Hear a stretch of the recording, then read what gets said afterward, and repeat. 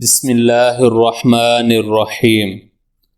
السلام علیکم ورحمۃ اللہ وبرکاتہ۔ رمضان المبارک کی اہم عبادات۔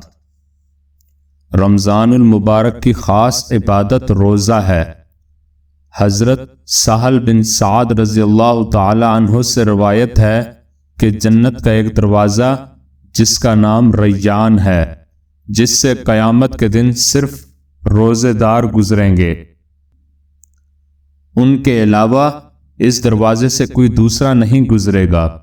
قرآن حکیم میں روزے کی فرضیت کے بارے میں اللہ تعالی نے فرمایا، یا ایھا الذین آمنوا کتب علیکم الصیام کما کتب علی الذین من قبلکم لعلکم تتقون۔ اے ایمان والو، تم پر روزے فرض کیے گئے ہیں جیسے تم سے پہلے لوگوں پر کیے گئے تھے، تاکہ تم پرہیزگار ہو جاؤ۔ حضور اکرم صلی اللہ علیہ وسلم کا ایک اور ارشاد گرامی ہے کہ روزے دار کے منہ کی بو اللہ تعالی کے نزدیک مشک کی بو سے زیادہ پسندیدہ ہے۔ گویا روزہ دار اللہ تعالی کا محبوب ہو جاتا ہے کہ اس کی منہ کی بو بھی اللہ تعالیٰ کو پسند اور خوشگوار ہوتی ہے۔ حضور نبی اکرم صلی اللہ علیہ وسلم نے ارشاد فرمایا، روزہ جہنم کی آگ سے ڈھال ہے، جیسے تم میں سے کسی شخص کے پاس لڑائی کی ڈھال ہو۔ روزے کے فضائل و برکات اس سلسلے کی اگلے ویڈیو قسط نمبر 3 میں بیان کیے جائیں گے۔ رمضان المبارک دراصل قرآن کا مہینہ ہے۔ رمضان اور قرآن کا باہمی ربط و تعلق بہت گہرا ہے۔ اس مہینے میں رسول اللہ صلی اللہ علیہ وسلم کا ایک اہم معمول قرآن کریم کی کثرت سے تلاوت کرنا بھی تھا۔ رمضان المبارک کو قرآن کریم سے خصوصی نسبت ہے کیونکہ یہ نزول قرآن کا مہینہ ہے۔ 27 رمضان المبارک اور بعض روایات 24 رمضان المبارک میں قرآن پاک مکمل نازل ہوا، جیسا کہ قرآن پاک میں فرمایا گیا، شہر رمضان الذی انزل فیہ القرآن ھدی للناس وبینات من الھدی والفرقان۔ ماہ رمضان وہ مہینہ ہے جس میں قرآن اتارا گیا، یہ لوگوں کے لیے ہدایت ہے۔ اس میں ہدایت اور حق و باطل میں فرق کرنے والی نشانیاں ہیں۔ جس طرح دوسری نیکیوں کا اجر اس ماہ میں 70 گنا ہو جاتا ہے، اسی طرح قرآن کریم کی تلاوت کا اجر بھی بڑھ جاتا ہے۔ اگر عام دنوں میں قرآن کریم کے ایک حرف کی تلاوت پر 10 نیکیاں ملتی ہیں تو رمضان المبارک میں 70 گنا اضافے کے ساتھ ایک حرف کی تلاوت پر 700 نیکیاں نامہ اعمال میں درج ہوں گی۔ حضرت عبداللہ ابن عباس رضی اللہ تعالی عنہ سے روایت ہے، رسول اللہ صلی اللہ علیہ وسلم نیکی کے کاموں میں لوگوں سے بہت زیادہ سبقت لے جانے والے تھے، خاص طور سے رمضان المبارک کے مہینہ میں خیر کے کاموں میں بہت اضافہ ہو جاتا۔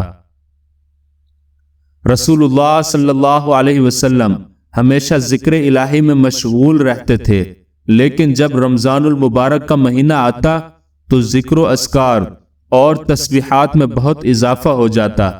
کثرت ذکر کے ساتھ اس ماہ میں دعائیں بھی خوب اہتمام سے کرتے۔ قرآن کتاب رحمت ہے اور رمضان کا پہلا عشرہ بھی رحمت ہے۔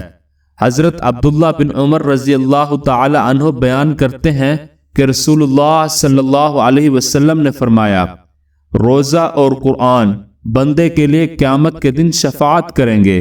روزہ کہے گا، اے میرے رب، میں نے اسے کھانے پینے اور خواہش نفس سے روکے رکھا، لہذا اس کے لیے میری شفاعت کو قبول فرما۔ اور قرآن کہے گا، اے میرے رب، میں نے اسے رات کے وقت نیند سے روکے رکھا اور قیام اللیل میں مجھے پڑھتا یا سنتا رہا، لہذا اس کے حق میں میری شفاعت قبول فرما۔ رسول اللہ صلی اللہ علیہ وسلم نے فرمایا، دونوں کی شفاعت قبول کر لی جائے گی۔ رمضان میں جبرائیل امین علیہ السلام کی بھی آمد رسول اللہ صلی اللہ علیہ وسلم کی خدمت میں زیادہ ہو جایا کرتی تھی اور جبرائیل امین علیہ السلام جب آتے تو قرآن کریم کی تلاوت اور اس کا ورد فرماتے۔ حضرت عائشہ صدیقہ رضی اللہ تعالی عنہ فرماتی ہیں کہ حضرت فاطمہ الزہرا سلام اللہ علیہا تشریف لائیں اور ان کا چلنا ہو بہو حضور نبی اکرم صلی اللہ علیہ وسلم کے چلنے جیسا تھا۔ آپ صلی اللہ علیہ وسلم نے اپنی لخت جگر کو خوش آمدید کہا اور اپنے پاس بٹھا لیا۔ پھر چپکے سے ان سے کوئی بات کہی تو وہ رونے لگیں۔ میں نے ان سے پوچھا آپ کیوں رو رہی ہیں؟ پھر آپ صلی اللہ علیہ وسلم نے ان سے کوئی بات چپکے سے کہی تو وہ ہنس پڑیں۔ پھر میں نے کہا آج کی طرح میں نے خوشی کو غم کے اتنے نزدیک کبھی نہیں دیکھا۔ میں نے حضرت فاطمہ الزہرا سلام اللہ علیہا سے پوچھا آپ سے حضور نبی اکرم صلی اللہ علیہ وسلم نے کیا فرمایا تھا؟ انہوں نے جواب دیا میں رسول اللہ صلی اللہ علیہ وسلم کے راز کو ظاہر نہیں کر سکتی۔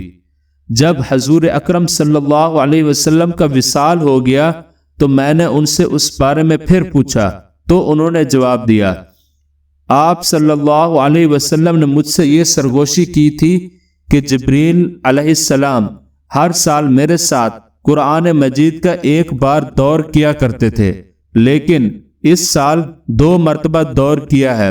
میرا خیال یہی ہے کہ میرا وقت وصال آ پہنچا ہے اور بے شک میرے گھر والوں میں سے تم ہو جو سب سے پہلے مجھ سے ملو گی۔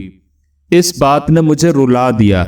پھر آپ صلی اللہ علیہ وسلم نے فرمایا کیا تم اس بات پر راضی نہیں کہ تم تمام جنتی عورتوں کی سردار ہو یا تمام مسلمان عورتوں کی سردار ہو؟ تو اس بات پر میں ہنس پڑی۔ رمضان المبارک کے آخری 10 دنوں میں آپ صلی اللہ علیہ وسلم کا اعتکاف کرنے کا معمول تھا۔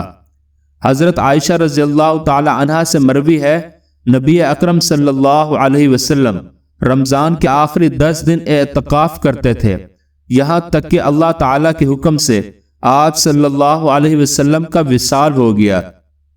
پھر آپ صلی اللہ علیہ وسلم کے بعد آپ کی ازواج مطہرات نے اعتکاف کیا۔ حضرت ابو ہریرہ رضی اللہ تعالی عنہ سے مروی ہے کہ حضور اکرم صلی اللہ علیہ وسلم ہر سال رمضان المبارک میں 10 دن اعتکاف فرماتے تھے، اور جس سال آپ کا وصال مبارک ہوا اس سال آپ صلی اللہ علیہ وسلم نے 20 دن اعتکاف کیا۔ اس ماہ مبارک میں عمرہ کرنا حج کے برابر ہے۔ ابن عباس رضی اللہ تعالی عنہ بیان کرتے ہیں کہ رسول کریم صلی اللہ علیہ وسلم نے ایک انصاری عورت کو فرمایا تجھے ہمارے ساتھ حج کرنے سے کس چیز نے روکا؟ اس عورت نے عرض کیا ہمارے پاس 2 ہی اونٹ تھے، ایک پر اس کے شوہر نے حج کیا، دوسرا ہمارے لیے چھوڑ گیا جس پر ہم پانی لاتے تھے۔ چنانچہ رسول کریم صلی اللہ علیہ وسلم نے فرمایا جب رمضان آئے تو تم عمرہ کر لینا، کیونکہ رمضان میں عمرہ کرنا حج کے برابر ثواب ہے۔ اور صحیح مسلم کی ایک روایت میں یہ الفاظ ہیں رمضان میں عمرہ کرنا میرے ساتھ حج کا ثواب ہے۔ دوستو، اگر آپ کو ہماری ویڈیوز پسند آ رہی ہیں تو لائک کر دیجئے، اپنے دوستوں اور عزیزوں کو شیئر کیجئے اور چینل کو ضرور سبسکرائب کریں۔ اللہ نے چاہا تو یہ ویڈیوز کسی نہ کسی کے لیے ہدایت اور کامیابی کا ذریعہ بنیں گی انشاءاللہ۔